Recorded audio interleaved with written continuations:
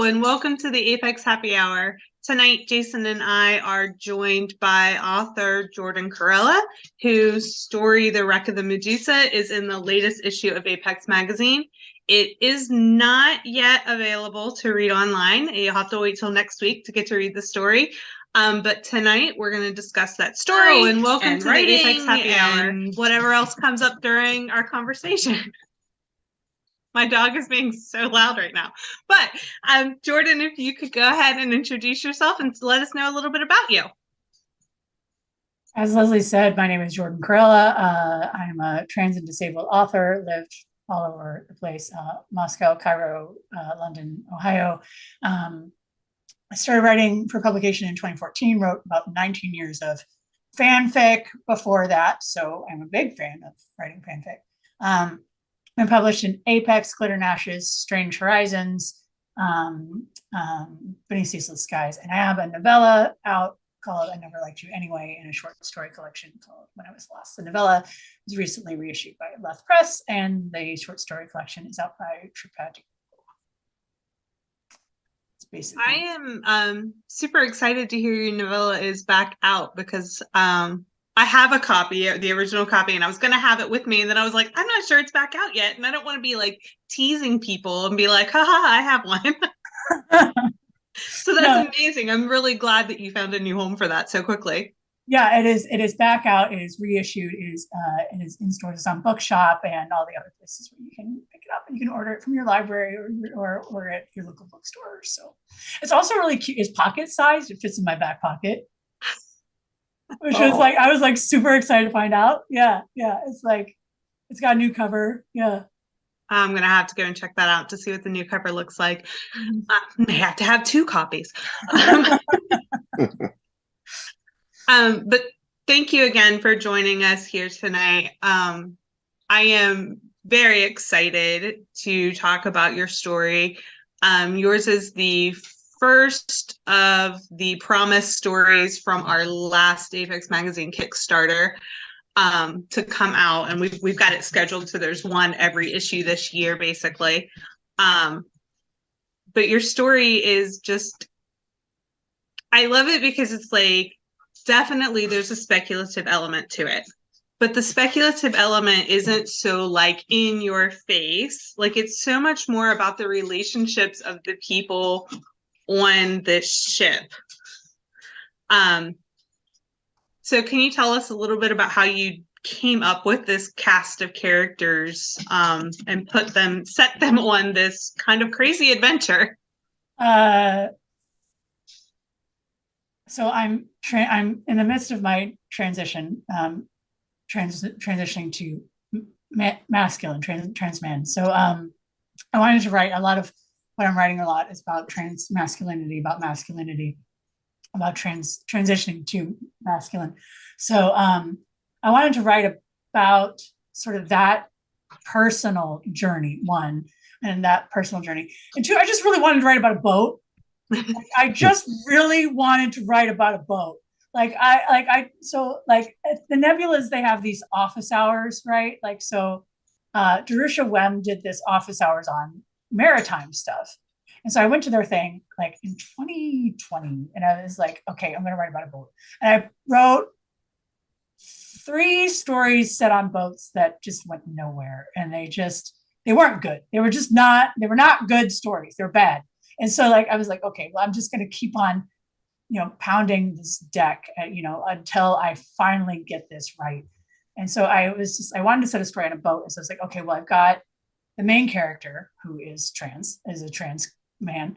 And I wanted to set basically the journey of trans masculinity against positive and negative characters, but I didn't want the transness to be at the forefront of the story because trans people just exist, right? We can just exist and not have that be the point of the story, right? So like, even though he's on a journey through his life and trying to figure out his life, the point is he's not figuring out if he's trans, if his transition and everything else. He's just trying to figure out what is going on.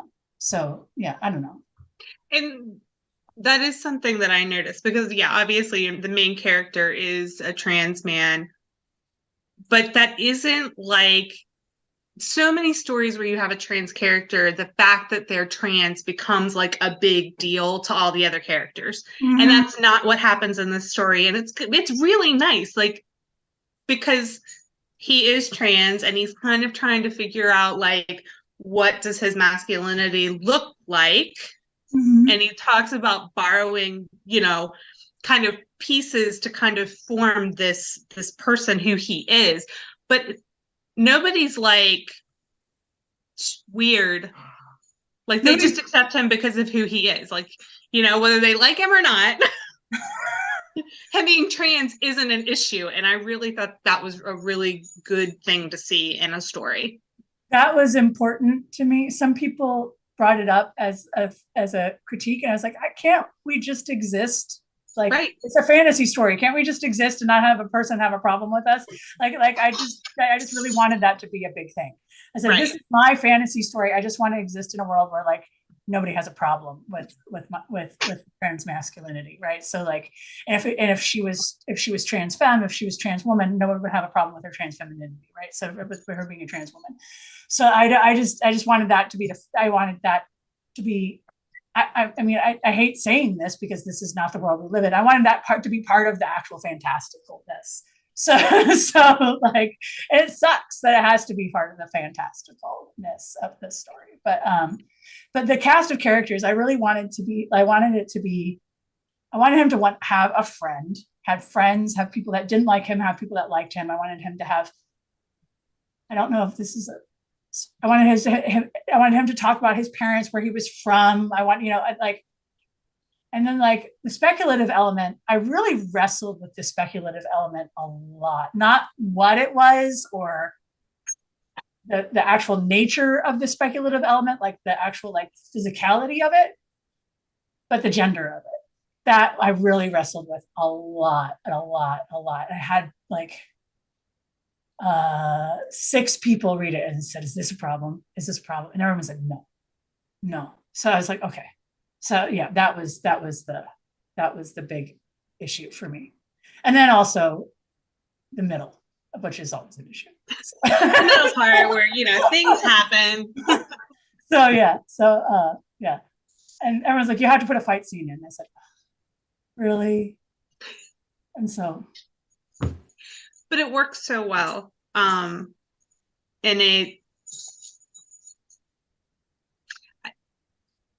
it's one of those things where you're like, I for a moment was like, oh no. Like, is something bad going to happen to our main character? But you handled it very beautifully and in a way that I think maybe different than a lot of Apex stories, but it is a little bit more hopeful, maybe,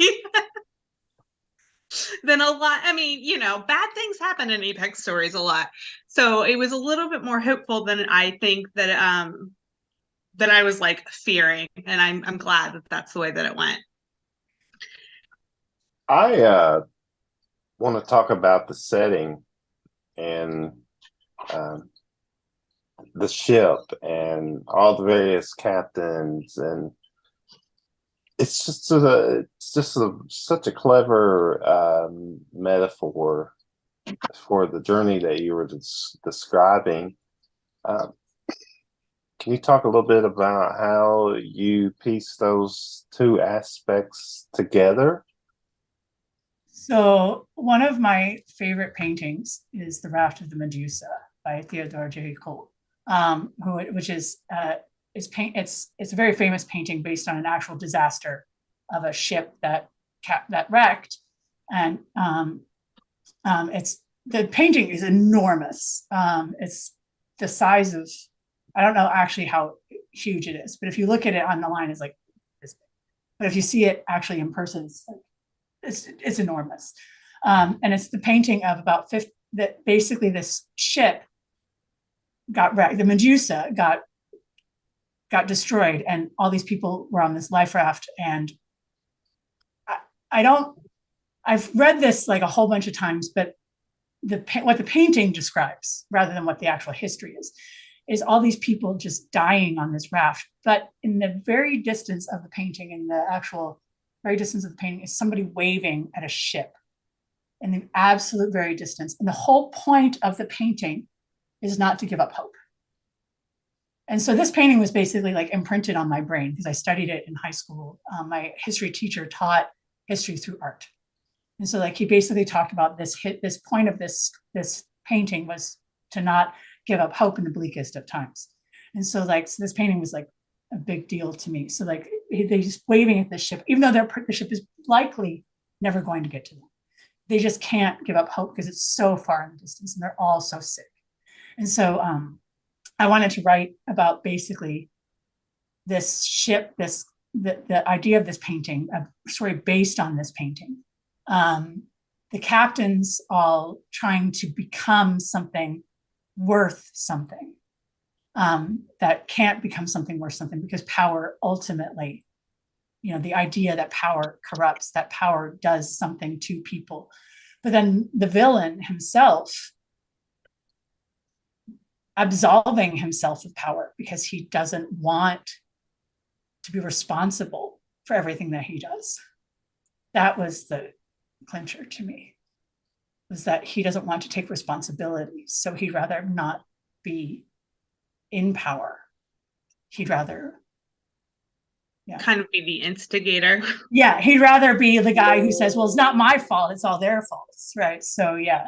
So which is, you know, he is a very interesting character because it's like you get to see, you know, there's a lot of conversation about like, you know, does a villain know that they're a villain?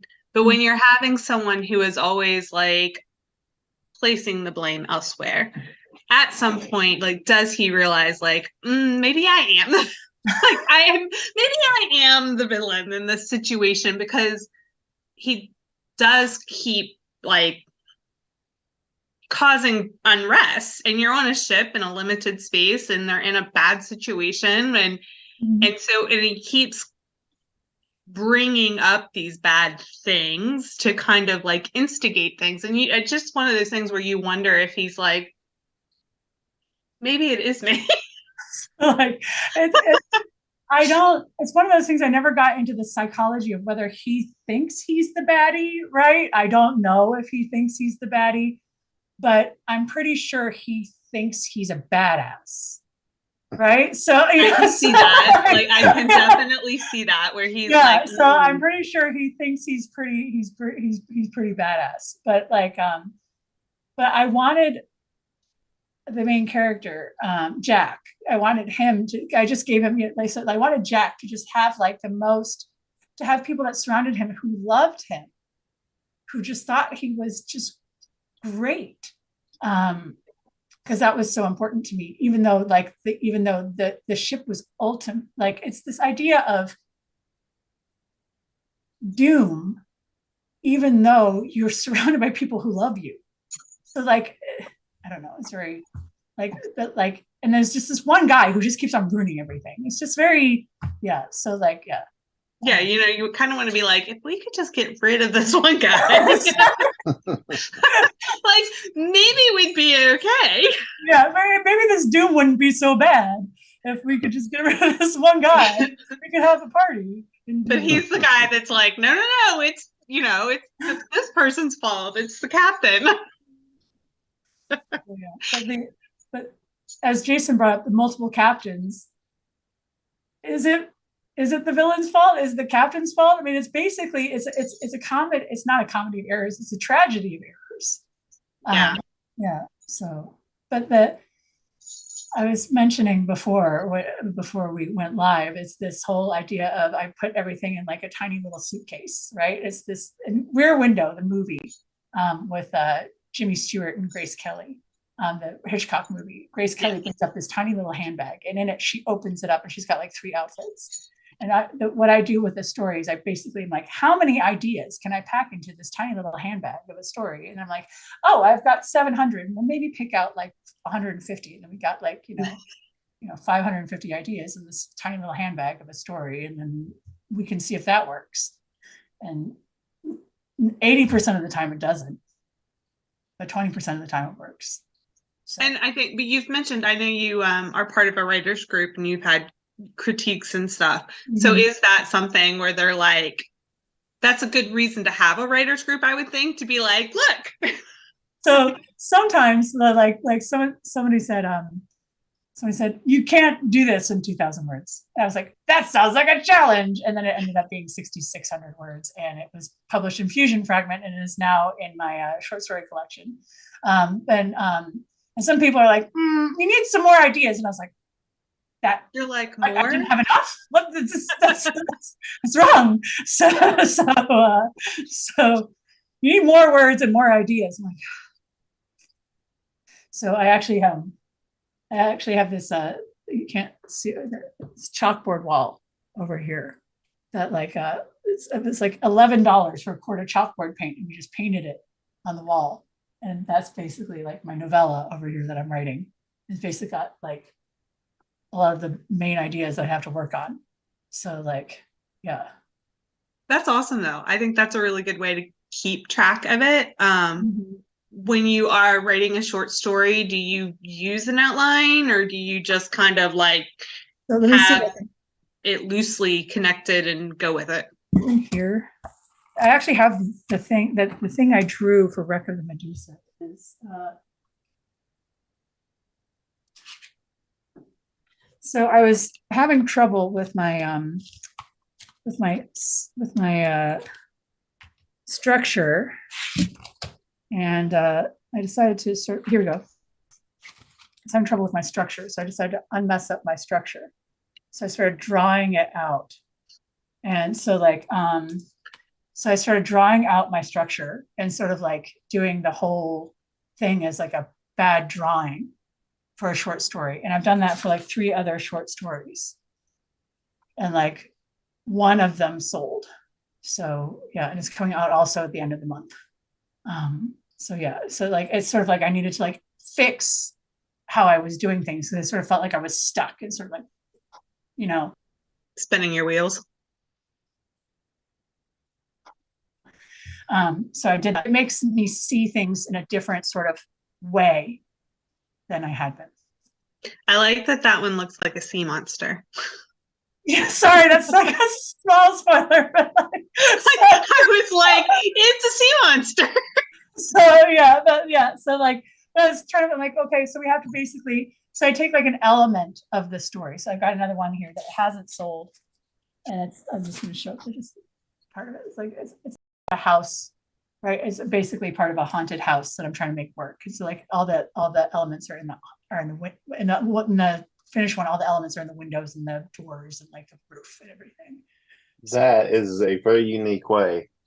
I've seen someone building a story. So visualizing each element of the story into art, I guess, into your own piece of art. It makes me see like, so like in this one, the one for the Wreck of the Medusa, I basically have like the central idea here as like the central theme as the center, and then like the main conflict points is the top arms, and then the underlying problems that are basically the main problems that push the story forward as the bottom arms. I love that. That's a really, I mean, because yeah. I feel like Jason and I have chatted with quite a few authors, and we always get around to like, what's your writing process and everything, because the thing I find fascinating, I think I'll always ask that question, is because everyone always has a different answer. So for newer writers, I think it's really good for them to see and hear that it's different for everybody. So if like one way doesn't work for you, try something else. Something else might work. But yeah, this is the first time. I love that you're like visualizing it and making it a picture that like fits the story and everything. Like that's a really great way. Kind of making it a little bit fun. It makes it fun, and it makes it so like when I'm trying to write it and I'm stuck, I do the picture because it allows me to see like what I'm missing what the problem is, where the actual central themes are, where the actual smaller themes are. And then I'm like, oh, and I'm not, I mean, I took art in like high school, but like, I'm not like, this is a terrible sketch, a terrible cartoon, right? So like the house looks like something like out of Tim Burton Addams Family dropout art school, right? So yeah, it's not, it doesn't have to be good. It just has to get the point across. It has to look like a house. But you know what? You're tapping into the same part of the brain that generated the story idea by looking at the classical piece of art, the Medusa. Mm-hmm. I think that's kind of a brilliant method to suggest to people who may be stuck or are looking to understand how to combine all the different elements of a story into a cohesive plot, right? And I think that it's probably a good way to help, like when you're trying to stuff all of these ideas into a story, if you're like, okay, well, I only have this many octopus arms. So I need to really figure out like which There's only so many windows in this damn there's house. only so, right, like you're kind of able to visually limit yourself. So you're like, okay, Grace Kelly can only pull out 4 outfits. So it's this, it makes it a lot easier because I'm just like, okay, well, these themes don't work. So they're clearly not important. So they don't go in. So then when everybody said that I needed a fight scene, I was like, but that doesn't fit in the, it's not there. It's like, You're like, the sea monster didn't bring a fight scene, all right? so yeah. So anyway, but the it's the cool thing about process is that it, to me, is that one, it works until it doesn't, and then you can change it, and then it can work again, and then it's always yours. It's always individual, and anybody who tells you that yours is wrong is probably because it's not theirs. And so like I just love like, and so like this was the first time I brought this out for this, and it's worked for like, it's really helped me a lot get unstuck. So it makes it more fun to write stuff because I get to draw. I think it's wonderful. I think that's a great way to do it. And I kind of am like, I need to write a short story so I can draw a picture. Do it. But how about this, Lesley? what? For your next editorial, you draw a Lesley cartoon for each story. I need to write an editorial. So Leo will be like, what is this? We'll call them the Kurella drawings. Leo starts sending like angry tweets at Jordan, and Jordan will be like, what did I do to you? And she's like, I'm trying to format these pictures into an editorial.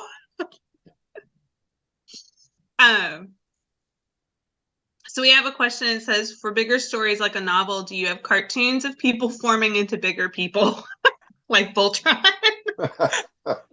You know, I should do that. I'm not really good at mechas or like, so, but I do have an old like metal Voltron thing. So I should just pull that out and like pose him. Pose him, stick like stickies to him. Use that as a reference, right? To like, you know, pull out the different, for the novella over here, I should do it. Yeah. It's like draw them like, you know, stacked up on each other, forming Voltron.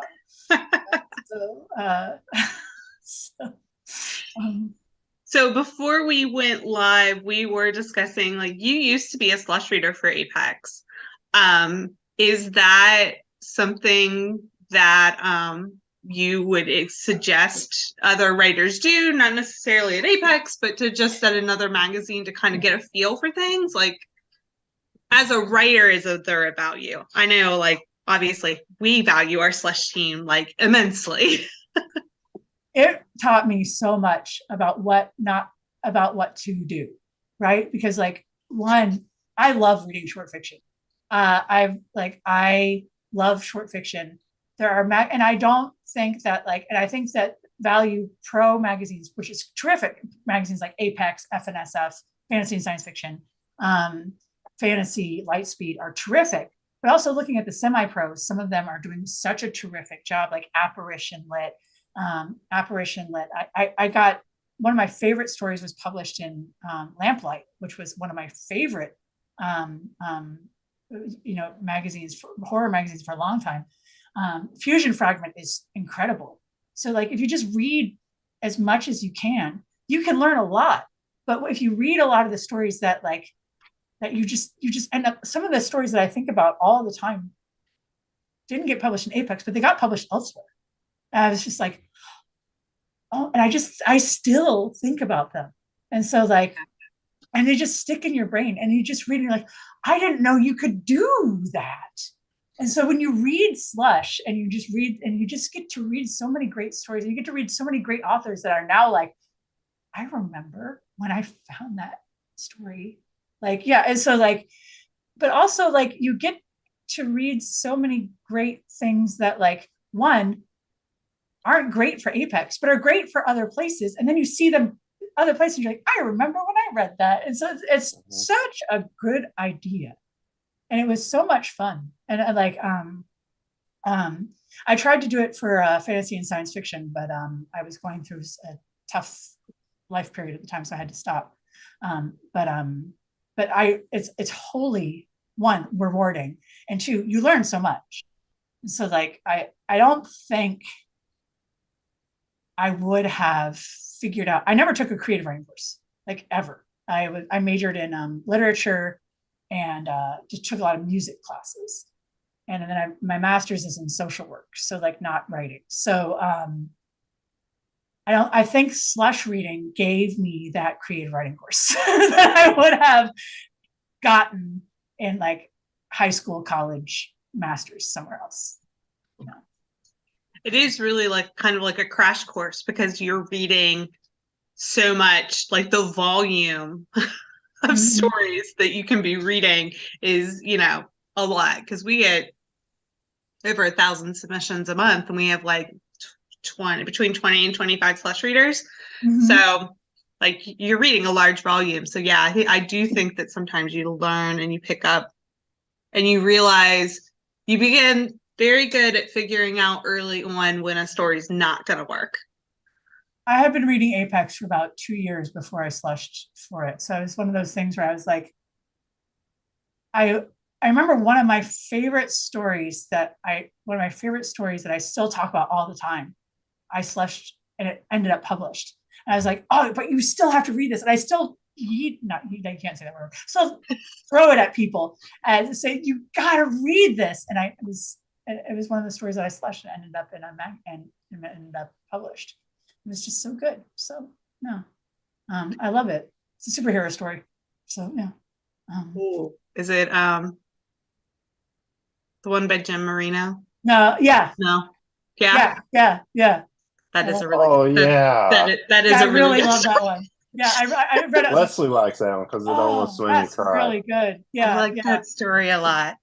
I love that story. It's one of my favorite superhero stories. Yeah. That's a different one. That one's that, the one that takes it just a little bit differently than any other thing I've seen. The ending hit, I was like, you're joking. Yeah. So, and then, yeah. So, yeah. Yeah. We'll have a moment now. Everybody watching the stream is going to be like, "What story are they talking about?" No, but it's like it's one of those things when you get that story that works in the slush, and you're just like, I got to get to the end. I got to get to the end, but I have to read everything, and I got to get to everything. And then when you get to the end, you're like, oh man, yeah. And it's that's the rewarding bit. It's like I was a social worker for like almost 10 years. You get paid in warm fuzzies for that. You get paid a salary, but it's not as much as the warm fuzzies that you get. And you get and slush reading is the same when you keep on reading the story that works. It's just like, oh, that was so good. Yeah. But you can't tell everybody about it. It's just like in social work when you're like, oh, that client was so smart. I can't tell anybody about it, right? So it's the same feels. Yeah. So. That's when I'm on like Twitter, like, I just threw a a story at Jason, and I would need him to read it like right now. Because publishing moves kind of slowly, so sometimes, a lot of times, I'll read a story and then it may be a month before Jason reads it. But sometimes there are times I'm sending him a story and I'm like, no, I need you to drop whatever you're working on, because I need to know that you love this story as much as I do, and if you don't, we're gonna fight. If anyone is wanting to know the behind the scenes, are very similar. Yes, our taste is very similar, luckily. Is there any reason we're not giving Jim Marino's story title? It's Captain Midrise. Captain Midrise. It's so good. It's so I couldn't remember. I remember the title. That's why I was like, I said it all the time. It's Captain Midrise. Is in the December 2018 or 19 issue. I don't remember. Yeah, but it's great. It's great. Issue 115. Yeah. Mm-hmm. It is a wonderful story. If you haven't read it, go back and read a back issue. It's so good. But no, it's terrific. So, a question from the chat from Cloak and Dagger. Jordan, what would be your best tip for keeping writing on track, of not wandering or deviating too much? Your best tip. Like not wandering or deviating too much in the text. I'm a pantser, so I write everything. Like if I try to outline something, it just, my brain goes, I already wrote that. I'm not writing that again. I'm not doing it. So I have to write the whole first draft, whether it's a flash, a poem, a novella, a novelette, a novel, just go. And then everything on track gets done. It's, like they used to say, like in recording music or, recording anything, we'll fix it in post, right? So like I just go back. Everything that is done on track gets done in the revisions. And I always love revisions, because revisions to me is like fixing the mystery. So the first draft is like, okay, that's the body. So we have the body now. This is Apex, so I feel like we can talk about this. So that's the body. And so and now the revisions are, you have to figure out who did it, with what, where they went, and everything else. And you solve the mystery of the first draft. And then when you're done, you have not a mystery novel, but you basically have a solved case. And so that's, to me, the revisions is basically solving the case of who left this giant mess here of this first draft. so it was you.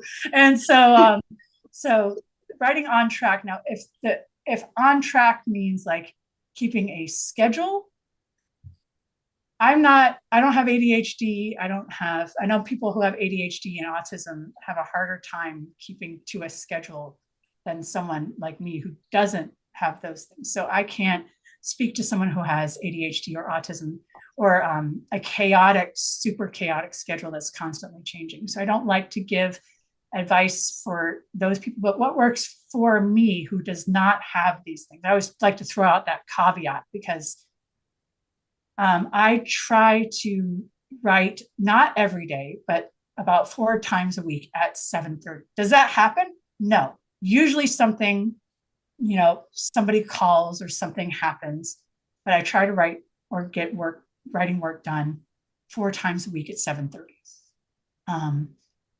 And that's what I try to do. Does it usually happen? Usually I don't get my writing work done, but I get writing work done for other people. so yeah. And only 4 times a week, because the rest of the times a week I have meetings or, appointments or something else. Yeah. So you need a day off. You just need a day off. Yeah, I think that is kind of a more forgiving way to look at writing, because so many people are like, you have to write every day. And I'm like, I can't. I have to. Yeah, the reality is most of us have too much shit going on to do that every day. Mm-hmm. I have a friend that comes over once a week, and it's my one friend that I actually reliably see in person. And he comes over and we watch TV. And that's the only time I really get to watch TV, because living alone, I find I'm one of those people that yells at the TV. And I use it as like a social experiment. Not a social experiment. This sounds terrible. That's not the word I wanted. I wanted to use it. Social engagement. The word I wanted was engagement, not experiment. That's a word. It's a weird word to use. So you yell all the things that you wanted to yell at people? No. It's like, I'm like one of those things. I'm like, did you just see that? Yes, you. And my friend's like, yes, I did. I'm sitting right here. That's a good friend to tolerate that. So like, no, it's like the last girlfriend I had, she liked to yell at Discovery with me, because she was a physicist and a IT person, and she loved Discovery as much as I did, but we thought the science and the IT was really bad in it. So our favorite thing to do was watch Discovery and yell at it. So, you got to find people that are just. So my best friend and I just finished watching Mythic Quest season 3, and we were just like, and now we're watching. We watched Glass Onion, and now, yeah. So I don't watch much TV because I have to wait once a week for him to come on. Yeah. I don't watch much TV either, and I think Jason makes fun of me because he's always like, "Have you seen?" And I'm like, "No, no, I haven't." Yeah, if it's pre-1970s, she's not seen it. I'm in deep on Dark Shadows. I mean, there's over 1,000 episodes. She's been watching that since like I first got to know her, like 12 years ago. That's not 1,000 true. episodes, that's a lot. That's not true. I just don't want, if I'm watching TV, it's because my brain is so tired, a book won't stick to it. Like trying to read, I find it, I usually will start trying to read, and I find that I'm reading the same thing over and over again, and I'm not comprehending any of it. So then I put on Dark Shadows because the drama of 1960s vampires sticks. You could watch What We Do in the Shadows, and it's the same thing, but it's comedy. Oh well, let me tell you, Dark Shadows is comedy. Okay, I know. I mean, it's not supposed to be. Okay. But you would be more modern and tapped into the zeitgeist. Mm-hmm.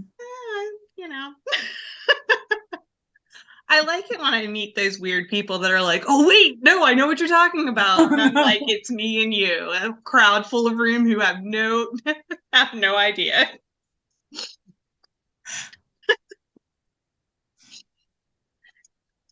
Oh my goodness.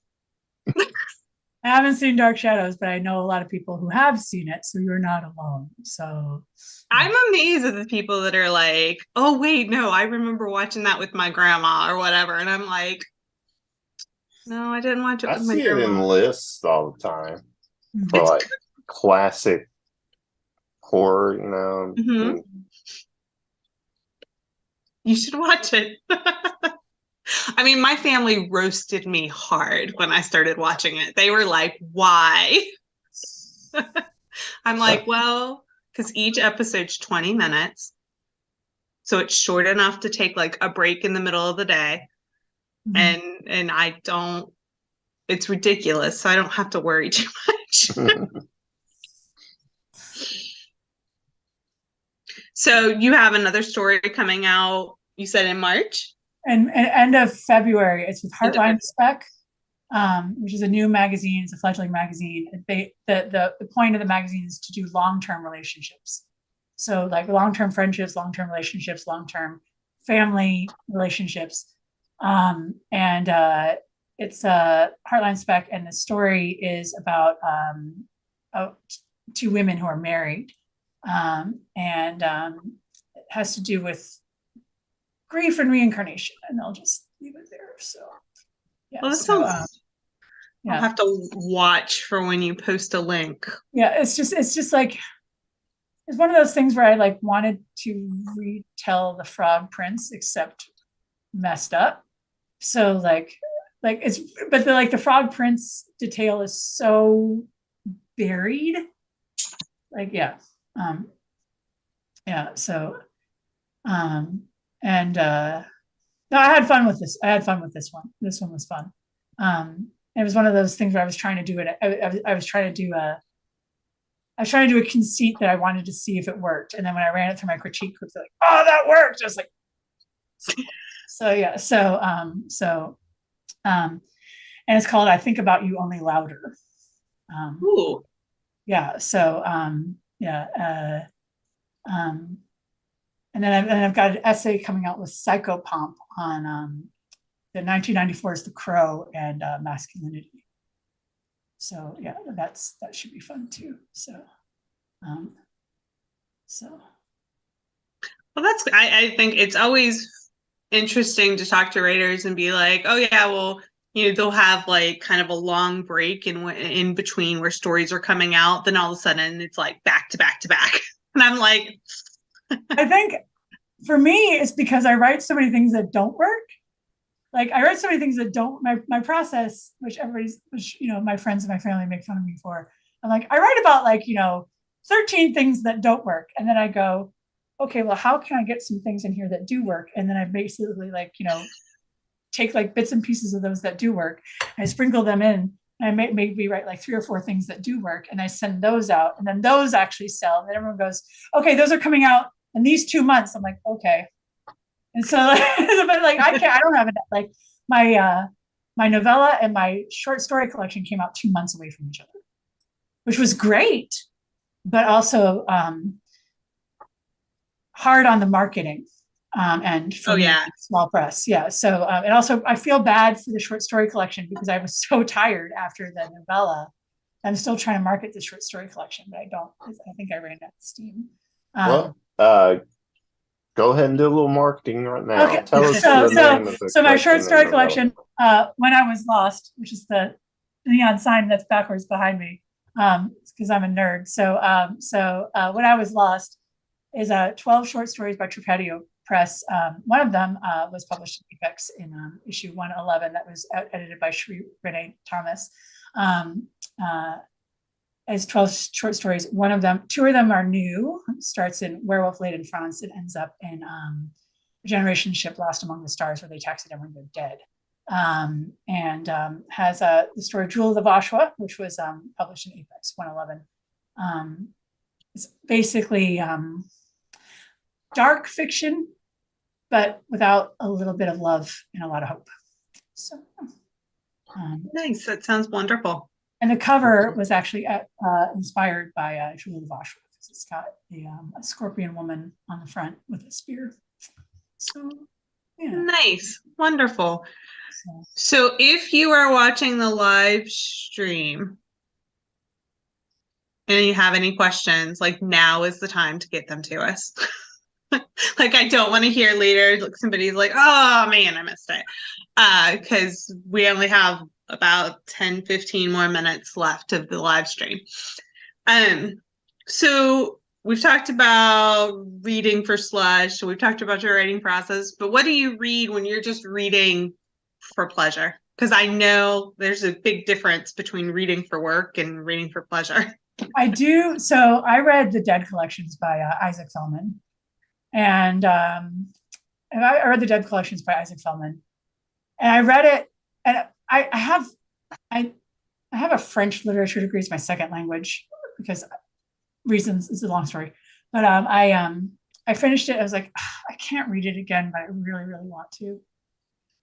And I was like, says who? And I just turned it over and just read it again because it's just this great sort of like, it's kind of got this fan fiction vibe to it. It's about a vampire librarian who lives in the basement of a library. It's good. And so and it's just like, I just want to read that again. And I was like, nobody's stopping me. So I just did, right? So so when I read for fun, I read a lot of, I'm just going to be real. When I read for fun, I role play on the internet. Like I role play in like MMOs, and stuff like that. But when I really read for fun, I just go, nobody's going to stop me from reading this, from reading Fairy Tale by Stephen King. Nobody cares. Nobody's watching me. But now I just said it here, like I'm reading Fairy Tale by Stephen King. So but like nobody, like you can just read. Nobody's stopping you. Nobody's going to go, get that out of your hands. Like, no, you can just read what you want. Doesn't You matter. can. Yeah. Absolutely. Because I'm in a book readers Facebook group or whatever, and there'll always be these people that are like, "Oh, this is my guilty read, my guilty pleasure." I'm like, "Why? Just Why you're read reading? whatever you want." Why you're reading? Like, yeah. Like just read. Like if I read a lot of cozy mysteries, like a lot of cozy mysteries, because they're fluffy and the world's kind of crap sometimes, and sometimes I just need something fluffy that's going to end tied in a nice little bow at the end. Because I feel like when I have to read for work, I have to read all the stuff that came out this year, and sometimes I'm like, sometimes I just want to read a Discworld book that I haven't read yet, right? So like, yeah, so and nobody's stopping you. There's no rules. You just read just to read, yeah. Just and so yeah.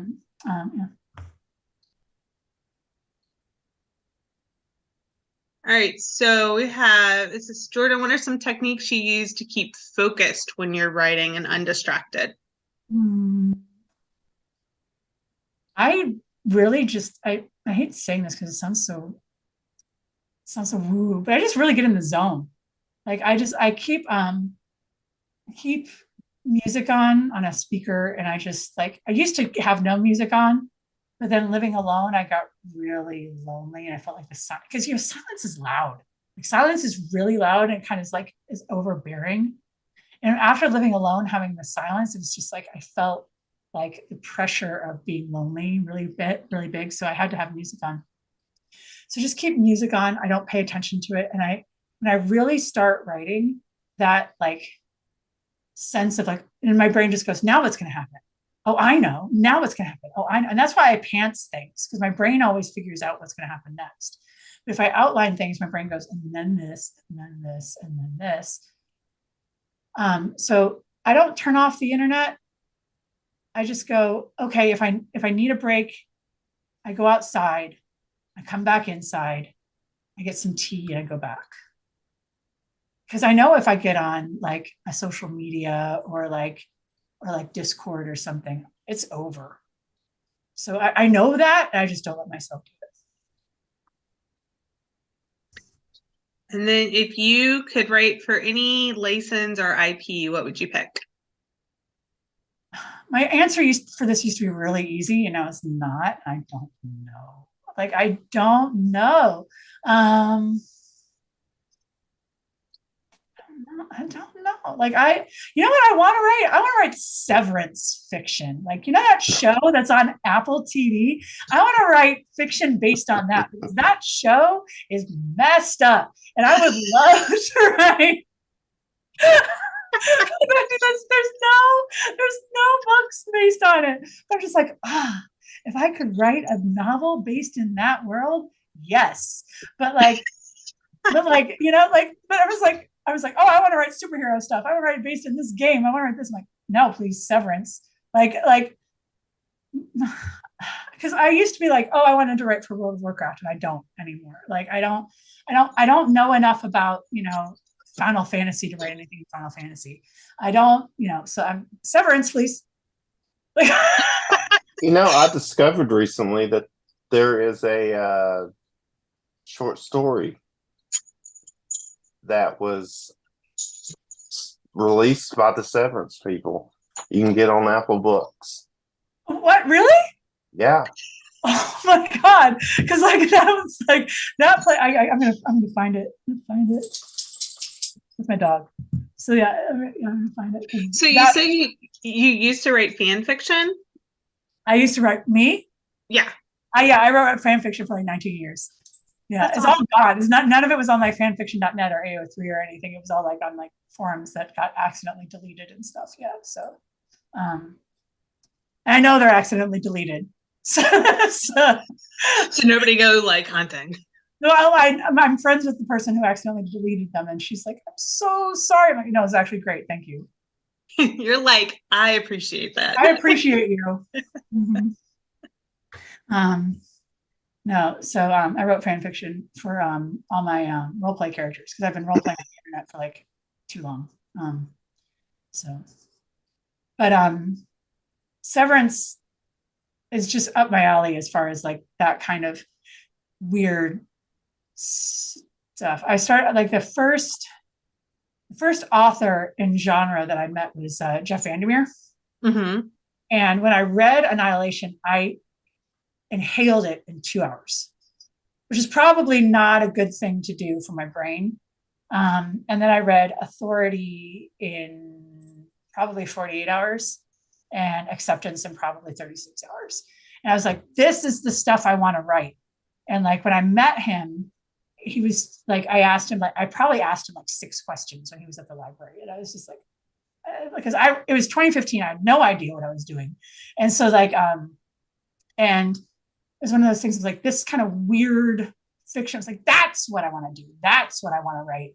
And I didn't know that it was a thing yet. I didn't know that it was I knew about Lovecraft, but I didn't like him. So like, but I didn't know that this new weird was a thing. And I was just like, oh, wow. So like now that Severance and this new weird like TV show is like, what about that? Yeah. So. Good answer. All right. I'm not seeing any other questions coming in. Are there any last things, any last words of wisdom that you would like to impart with us, Jordan? Or I am just going to tell you both that I think you're terrific. I think Apex is terrific. So like I really liked slushing for y'all, and I really want to say that like slushing is terrific. And if you like Apex, and the next time you guys open up for slush, please try it out because it's really fun. So like yeah. Well, thank you. And I am so excited that we got to talk to you. The Wreck of the Medusa will be up next Tuesday on the Apex website, or if you are a subscriber or have bought an issue 135, that is the issue that it is in. It has been wonderful to have you on here and to have a chance to talk to you. Like, I love getting to talk to our authors who otherwise I'm just like emailing them. Like getting to sit down and have a conversation is fun. Yeah. We like you too, Jordan. Oh, thank You're you. good people. Well, thank as you. They say. Thank you. All right. Well, thank you for everybody who logged in and watched. And